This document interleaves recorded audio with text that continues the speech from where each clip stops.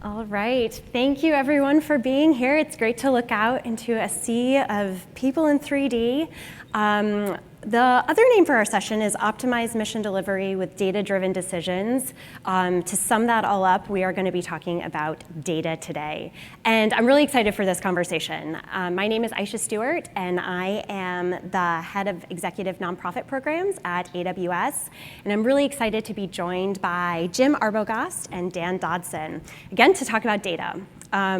Data are everywhere. Data are used by every single organization, they're collected by every single organization, but used in really different ways. So today we're gonna go on a data journey. We're gonna talk about how you bring together data from disparate sources, both internal sources, external sources, what you then do with that data, how you analyze them, and then ultimately how you translate those data into action, how you use them for decision making, and how you use them to make predictions to really move forward your organization's mission. So to share their data journeys, Jim Arbogast is the Senior Director of Crisis Analytics at Mercy Corps, where he leads a team that aggregates and analyzes data about complex humanitarian crises. Dan Dodson is the Chief Technology Officer at Climate Central, and he and his team are really focused on creating localized solutions to climate change. Jim, Dan, thanks for being here today. So to kick off, let's hear a little bit more about your organizations and the data journey that you've been on. Jim, can you share a little bit more about Mercy Corps, and then tell us how you were able to really bring together the right data to create what you've built, the Crisis Analytics platform? Thanks, Aisha, and hi, everybody. So briefly, Mercy Corps is a humanitarian and development organization which works in about 40 countries. We employ 5,500 people across these countries, 84 nationalities represented in the organization. And our mission, our goal is really to work with communities to alleviate suffering, reduce poverty, and provide sustainable means for these communities. So we work a lot in protracted crisis around the world, from Afghanistan to Venezuela through Ukraine today. And our journey through digital transformation and data really started about 7 years ago when we started what's today called Crisis Analytics in Mercy Corps. It really started with like small analysis teams which were embedded into our country programs to better understand the context in which we work and better understand how do we impact on this context. At the beginning, our methodology was very much based on field research, so collecting data like directly in the field, which is something that humanitarian organizations know very well. That's what we've been doing for decades now. But when I joined Mercy Corps in this position about 3.5 years ago now, that was really when the organization decided to go through this like transformational change around how do we use data, to better design our programs, how to be more relevant to the people we serve, and all this at a time when access to populations in humanitarian crisis is reducing. So we have less and less this capacity to send people in the field and collect data. So it's all about where do we find the useful data, how do we collect it, and how do we make sure that this data is actually used by our program in order to make people's life better. And when I joined, that's pretty much when we signed our partnership with AWS, and this has been like critical in terms of making crisis analytics relevant to our program. So we went through first like a number of pilot projects in selected countries, Syria, Yemen, Venezuela, really acute crisis with a factor of reduced access and different kind of environment. Syria was extremely a data-rich environment when Venezuela was a data-poor environment. So it was about figuring out how do we work together with AWS solutions in these different kind of environments. And these pilot projects led us today to really the development and the building, that's where we are currently of a platform which is going to bring together like a huge amount of open source data sets, collate them and make them visualized and usable by all our country teams. So that's called the Rapid Institutional Response Crisis Platform, or RICAR, internal language. But this is where we are going, something really integrated and embedded into our programs.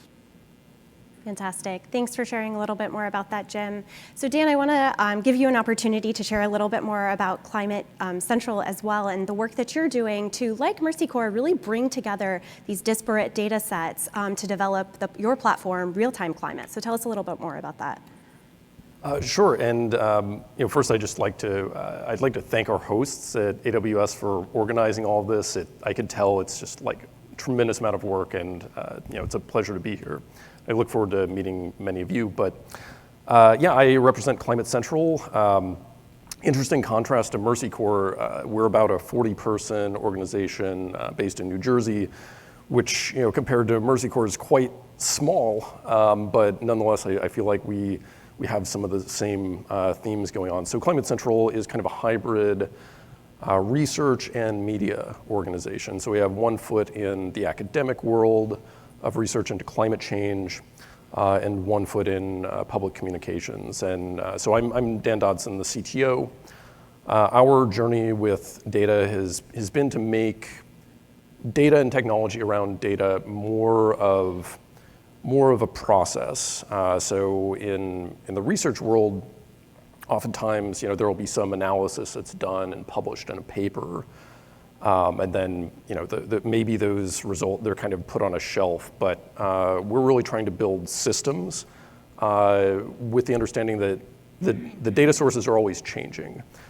So that's something that we've been really trying to do with our technology and our approach. And that's kind of where Real-Time Climate comes in. So Real-Time Climate is our our latest system for bringing in ongoing connections to climate change. A lot of what our bread and butter at Climate Central has been in our communications is we'll localize analyses. So, academic questions are often like, how many degrees of warming are we going to have this century on global average? But like, what does that mean for people and the places we care about? So we've done a lot of that at Climate Central. We produce infographics, trends, interactive web tools, especially for professional communicators. So while we're small, we get kind of a leverage through partners that we work with. But Real-Time Climate is about this pipeline idea. There are things going on all the time that are connected to climate change. It's not just something that's happening in the future, it's here with us. So like you may all remember the extreme heat we had this last weekend. And that's the sort of thing that Real-Time Climate will generate an alert for. Not just like, hey, it's hot, but here is some content that connects local trends in temperature in your neck of the woods, whether it's Washington or somewhere else in the United States. So it's been quite a journey, and we've had quite a few challenges. Excellent. Well, thank you both for that. So tackling very different crises. Jim and Mercy Corps focusing on humanitarian crises. Dan and Climate Central focused on climate change, but clearly you've both figured out how to kind of create and build these platforms to really ingest data from very different sources to hear about, to then make decisions. So Jim, I actually want to track back to something that you mentioned, but Dan, I know this is probably this is relevant for you as well. Jim, you mentioned how in some countries where you're working, Syria, for example, is very data rich. Well, Venezuela, for example, is very data poor. So not only are there country-specific kind of data sets that you're looking at, but kind of globally, I know you're sifting through so much data that's available via open source, coming in from your partners that you're generating internally. How did you really kind of as you're thinking about what data are needed to inform your crisis analytics platform, how did you really kind of sift through all of that to really pick out what are the key data sources or the key data sets that you needed to focus on? Yeah, so that's a good question, and for sure the data is not the problem. Data is everywhere. Data is in the public, but data is also in our organization. And I have to say that in the humanitarian sector, actually, sometimes we have difficulties like understanding our own data and the amount of data that we generate. But we went through a whole scoping exercise to really focusing on what are the goals of the organizations. Yeah, we are focusing on a few things, which are food security, water security, safety and security of communities. What is the data that we need to fit into our decision makings on these big goals of the organization? So we really went through this exercise with our country teams, with our technical support unit, looking at what is it that we need to understand. When a crisis starts, and I'll take an example which is we'll talk to everybody. When the war in Ukraine is starting and that humanitarian organization needs to respond to the needs in country, what is it that we need to know in order to deliver services to people? What you need to know is population data, mobility data. You need to have information about infrastructures, state of these infrastructures, road, transport, etc. So we've identified these different areas, and then we went to look for it. Yeah, and that's where also obviously AWS technologies is used, is to identify this data that we need to build data catalogs, which are then used to inform our program. So that's a bit the exercise that we've went through. Fantastic. And so Dan, over to you. I know you're just eyeing a session out there talking about NOAA, which certainly is a provider of data, but I know there are other sources of data that you're also looking at to figure out then how to bring that information together to provide solutions to localized events. So tell us a little bit more about the types of data and where you're sourcing that data for real-time climate. Yeah, definitely. So, we are very blessed to live in this world of increasingly open data. We get a lot of data from NOAA. For real-time climate, kind of weather monitoring is kind of, that's very core. There ultimately isn't, there's no bright line between what's weather and what's climate. It's just kind of what time scale you look at. So we use a number of NOAA sources, and they have various model runs, and we've had to build processes to handle, delays or failures and these kinds of things. One way we handle those things is just by having a diversity of other kinds of content. So it's not just weather, but for instance, we have a renewable energy model. We try not to just be sharing information about what are the impacts of climate change, but what information is there about solutions? So we do have this renewable energy model. Again, it comes from an upstream source.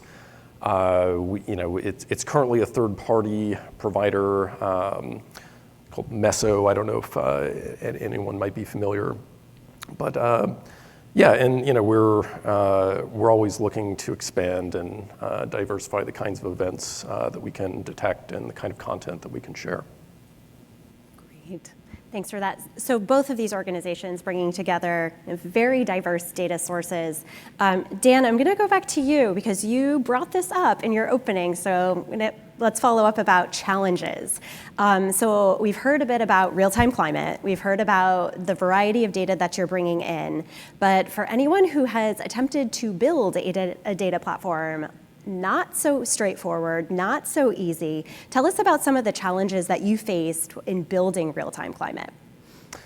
Yeah, definitely. It's been a journey, but I think a pretty successful one ultimately. I think our biggest challenges with real-time are not necessarily, or definitely not unique to us. I can think of a couple.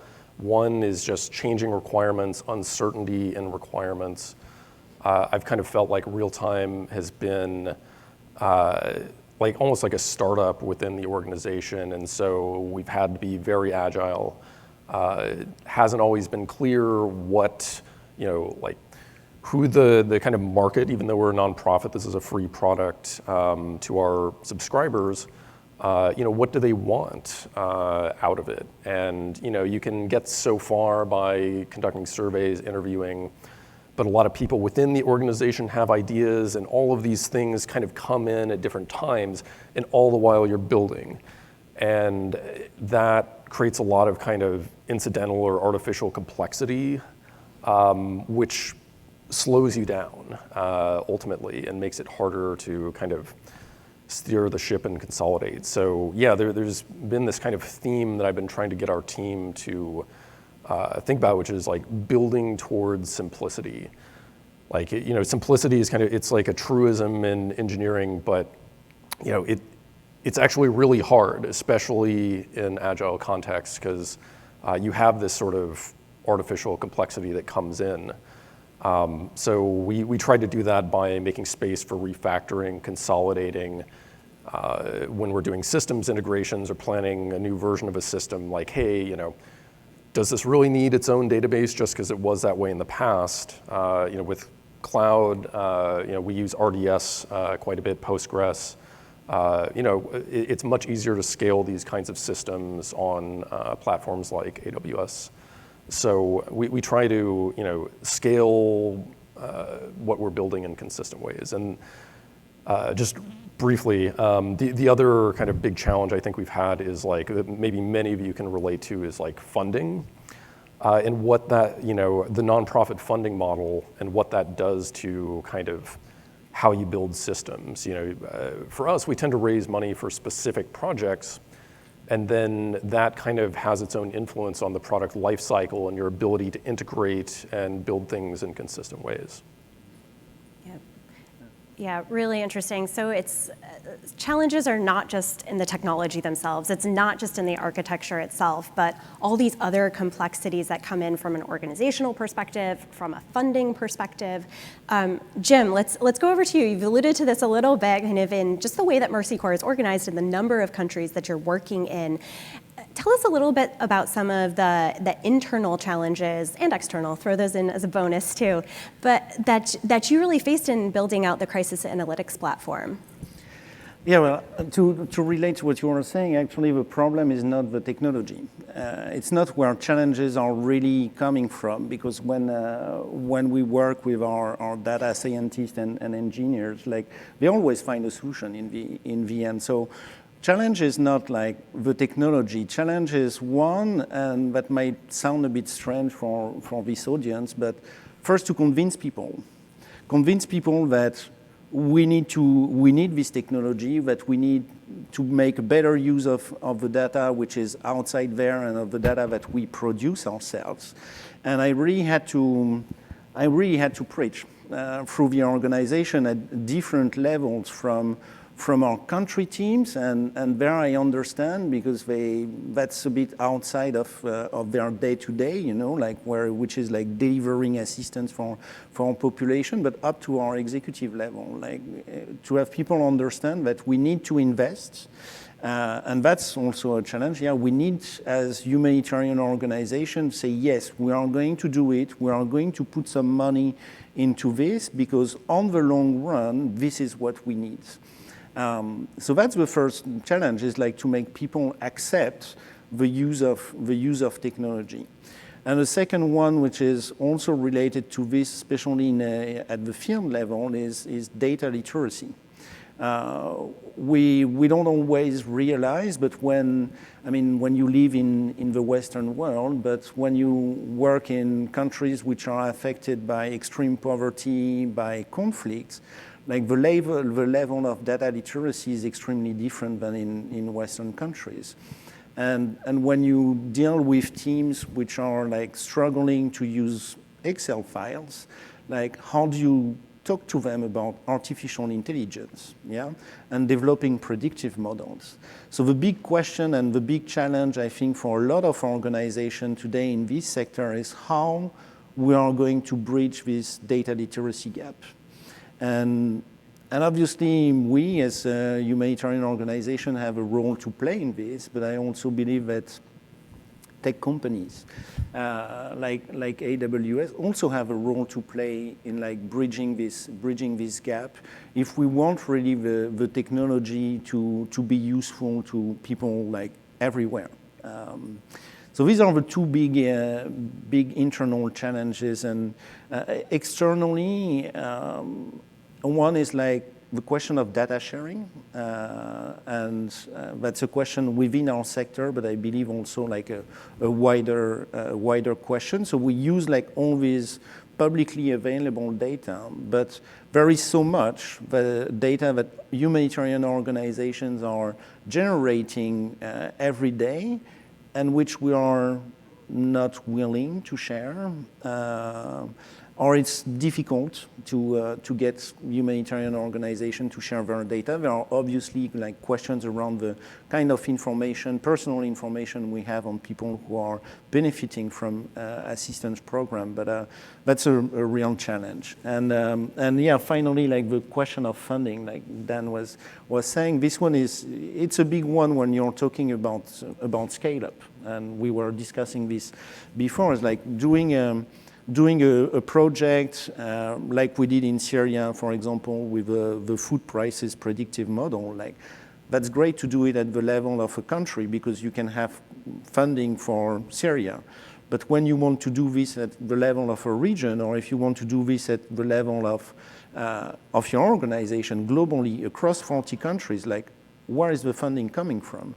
And donors, or a number of donors, I hope there is no one from donor organization in here, but donors are not really set up to do this today.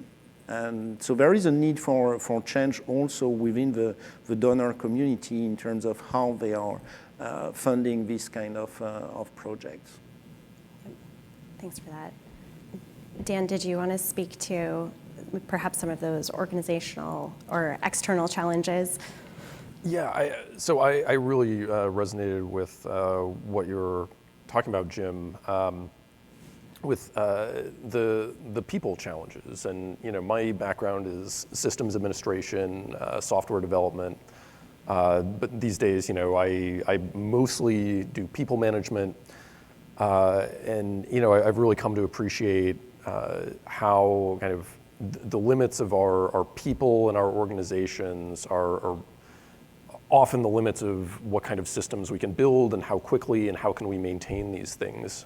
There's just so much computational power available these days, and unless you're on the cutting edge of algorithms, it's often just can we communicate effectively within our organizations and with our other stakeholders, whether they're funders, whether they're your users or the people that we serve with our products. So yeah, absolutely, been experiencing that a lot. Great. So of course, as your organizations continue to evolve, the crisis analytics platform, real-time climate, different types of challenges will start to enter the equation. But clearly, both of these platforms are up and running and have been able to help inform important decision making. So let's switch gears and hear a little bit more about how you've really been able to use the data that you've brought into the system, analyzed, and then have been able to translate into action. So Jim, over to you. How have you been able to use the crisis analytics platform for decision making and to make predictions about humanitarian crises? Yeah, so I'll take two concrete examples. One is what we developed with AWS in Yemen, which is called the Yemen Economic Tracking Initiative, YETI. So YETI is about getting an understanding or better understanding of how economic factors are basically driving the conflict in Yemen. And so what we did is really using like the suite of AWS services to like do the data scraping, do the collation of data, and then visualization to track a number of economic indicators like currency fluctuation, food prices, import and export data. And all this is like put together in order to inform like different levels of a humanitarian response in Yemen. On our side, as Mercy Corps, we've been using this because we have a lot of food security and livelihood programs to look at the evolution of prices, how this is impacting on the capacity of households to sustain themselves. But at a higher level, this has also influenced the entire UN policies around the humanitarian situation in Yemen and the level of food insecurity, actually, in the sense that because we've been able to provide this like overview or comprehensive analysis on the economic drivers of the conflict, like adjustments have been made in terms of how do we respond to it in terms of programs. And we recently had the launch of this Yeti platform, which is like now available online. And the ambassador of the UK to Yemen said like we are going to continue and support this because this is critical to the work of the international community in Yemen. So this is how bringing data together is like actually impacting on people's life, basically. And the second example is what we did in Syria. I mentioned this a bit before. So we took the data coming from the UN system, from the World Food Programme, but also from FAO, which is the Fund for Agriculture.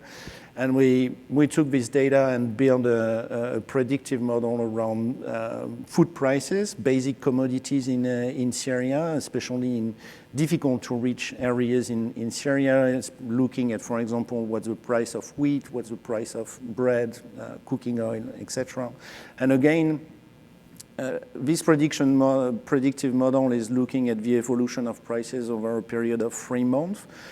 We've reached a level of accuracy which is 86%, which is like pretty high, and that's really directly feeding into our program. So that's all about like adaptive management. How do you use this data in real time in order to adapt what you are delivering to people on the ground? And just to say that before, we were sending people on markets in Syria to do this, like with a pen and a paper to note what was the price of wheat, what was the price of bread. Now we do this in an automated manner, and we are looking forward and we are not looking backwards, which is like the biggest challenge that the humanitarian sector has is like anticipating crisis, anticipating shocks in order to be ready to respond before it happens. So this has been really like, I think, critical and very impactful.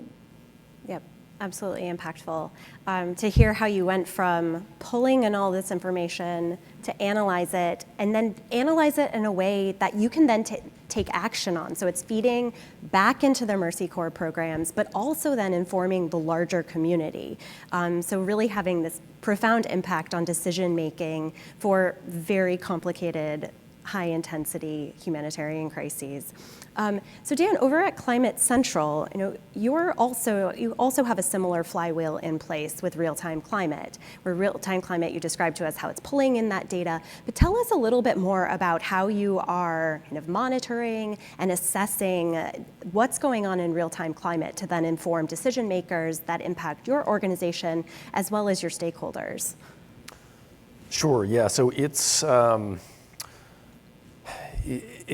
always evolving. We love automation. We would like to automate everything so as far as we can, but there are problems with doing that.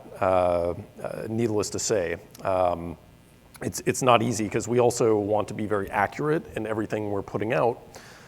So from the beginning of our development of Real-Time Climate, we built kind of a dashboard, and we've thought about the product we've never thought about it as like an artificial intelligence product. Like we do use some machine learning AI techniques in other parts of the organization, but for real time, the paradigm is much more augmented intelligence.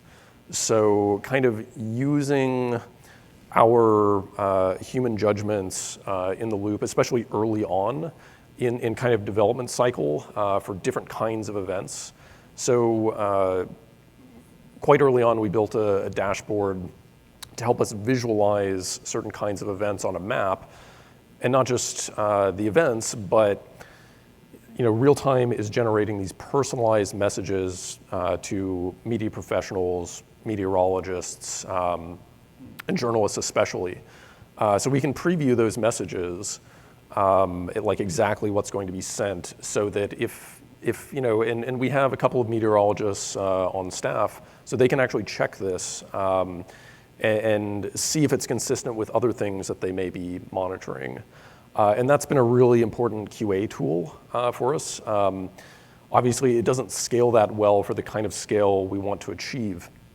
But we tend to run our alerts through this manual process first until we feel comfortable that it's going to pass a high quality bar. So that's kind of, I would say, the biggest kind of process thing that we've done to monitor and make decisions. But a lot of our decision making is really about, it's kind of informing the product development, and it's quite a challenge. Because our ultimate goal in sharing these kinds of alerts is we want people to use our content in their communications, whether it's a weather broadcaster, they'll throw up a graphic on the air. But even that's kind of an intermediate goal. What we really want to do is persuade people that this is a problem that they should take seriously. And that's that ultimate impact question, as opposed to kind of the measuring reach, that's very hard to do. And Jim, we were talking about that a bit before, is like, and that's like the dream, is being able to show impact. But we've kind of used indirect measures. We've done one major study in the past to kind of demonstrate and test the persuasiveness of our content. And with that finding, we kind of focus a lot on the reach and just listening to our subscribers and getting feedback from them that this product is really useful to them. Great. Fantastic. Thanks for sharing that, Dan. And so you've kind of teed up a next question.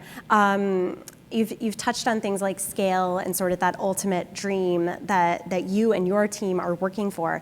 Tell us a little bit more about sort of what's next for real-time climate in terms of informing decision making and just kind of the next evolution of what that platform might look like.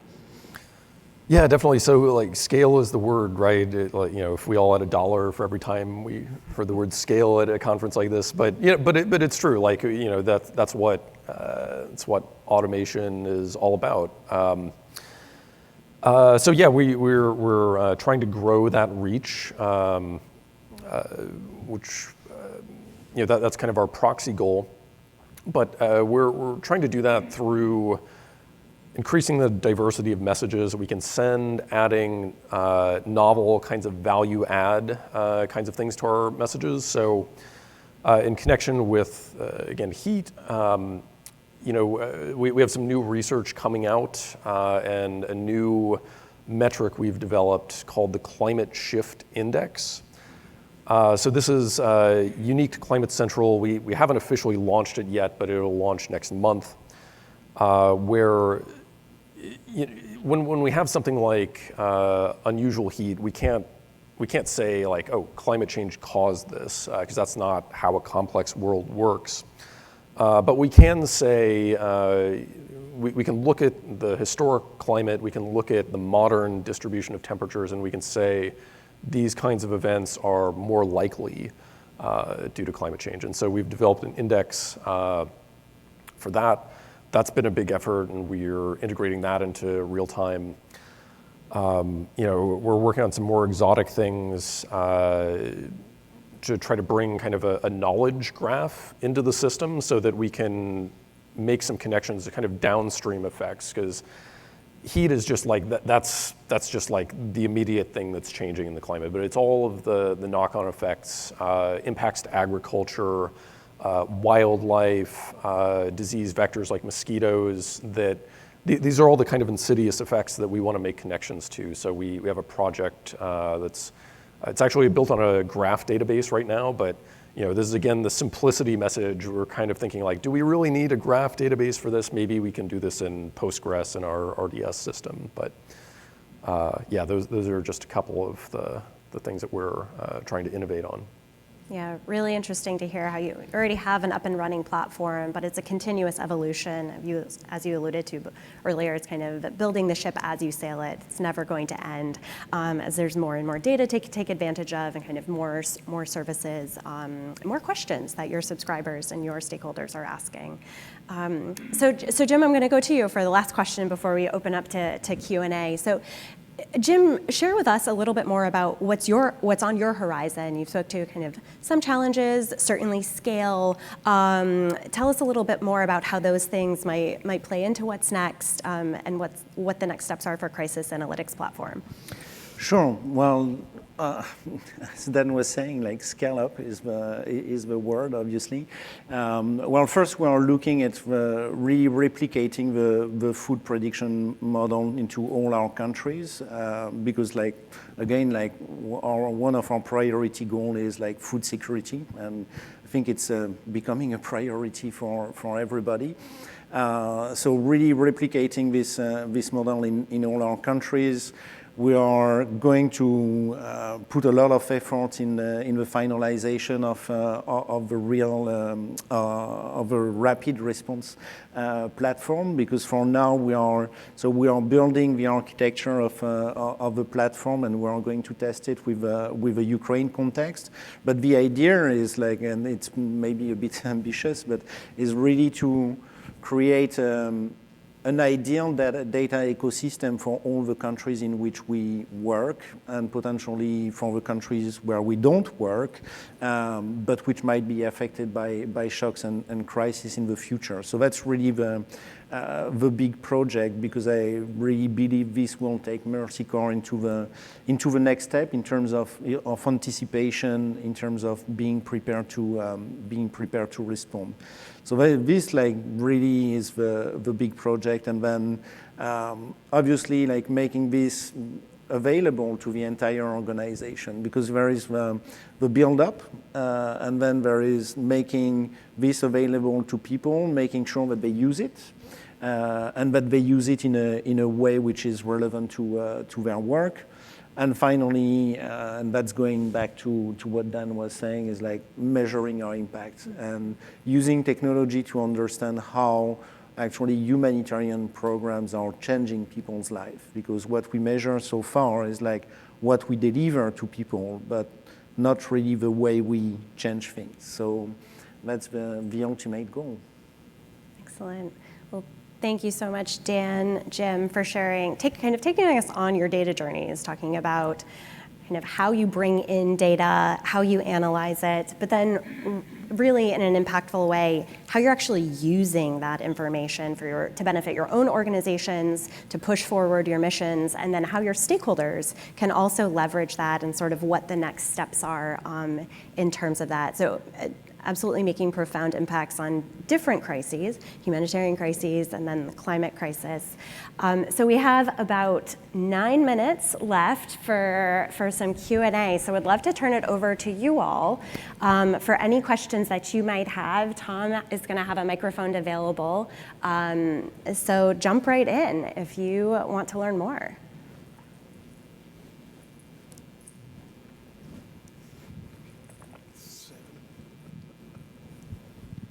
Thank you.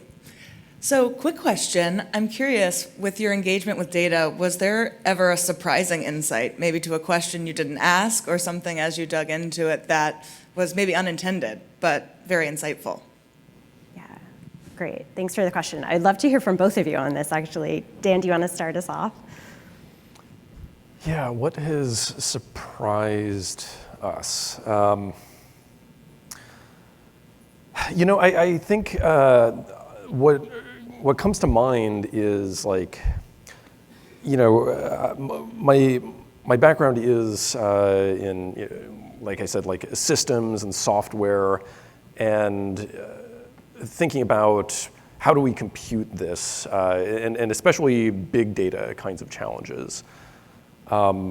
So, we do have some big data at Climate Central, especially in our sea level rise program, which I haven't really talked about, but with real time, we almost have like small data problems. And that I think has been something that has surprised me. And this connects a little bit to like measuring impact or at least effectiveness. So what we would love to do is we would love to personalize our message to the interests of our subscribers as much as we can. But to do that, like you really want to like observe engagement, observe responses. But it's hard to do that and like make good judgments about like what are these engagement patterns really telling you if you don't have like, a lot of data. And because we're kind of a B2B organization, we're not like mass market household name, like we just don't have that many data points to make good kind of product decisions from the engagement numbers. So that's been a surprising challenge to me. Yeah, well, a surprise for me, and I don't have the same technical background as Dan, so I really thought at the beginning, like, oh my God, this will be like very complex, very difficult in terms of technology, and it was not. And this was a big surprise, a good one, but that was quite a big surprise. And another one, which is like related to a challenge that we touched on, was I didn't think that we would find this amount of available data for a number of very complex environments. And I thought that we would have to actively look for it and go to specific organizations. And actually it's available. It's there. Like even like for extremely difficult countries like I'll say northern Mozambique, which is like completely closed to the international community. Like even on northern Mozambique, like the amount of open public data that you can find is amazing, and then the challenge is becoming the selection of the relevant ones. So that was surprising.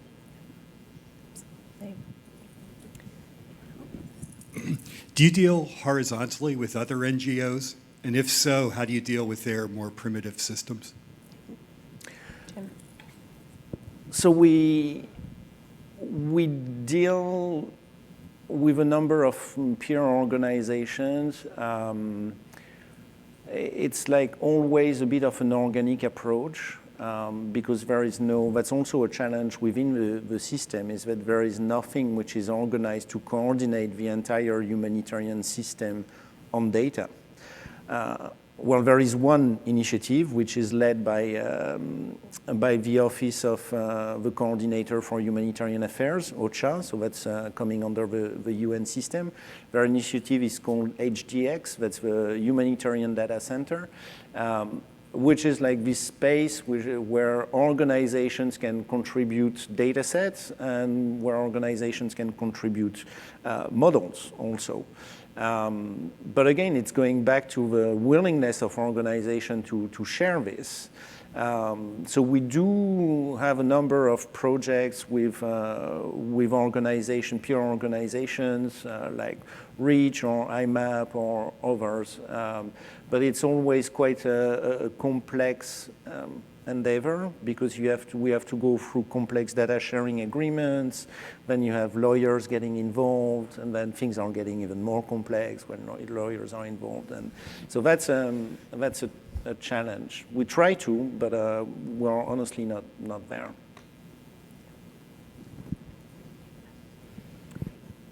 Right. Any other questions? No. All right. Got a quiet crowd here, but that's okay. Coffee's Guess we around. explained everything. Coffee's around the corner. All right. Well, so let me give an opportunity for Jim, Dan, anything else, kind of any other insights that you might want to add, or kind of any other advice to organizations who are really just starting their data journeys. Yeah, I don't know. I suppose I'd come back to the theme of kind of how, I think especially in this space, in the nonprofit space, which is not known for being a very technologically sophisticated kind of space, you might think that solving technical problems is still a main barrier, but I think I've heard a common thread that it really is kind of process and people issues that become the limitations, whether it's rallying people internally, whether it's product development cycles, making sure that what you're building matches, there's like the product market fit idea in the for-profit space, but there's still in some sense like a market even for the kinds of products that we're building, and you still have to solve those kinds of problems. But I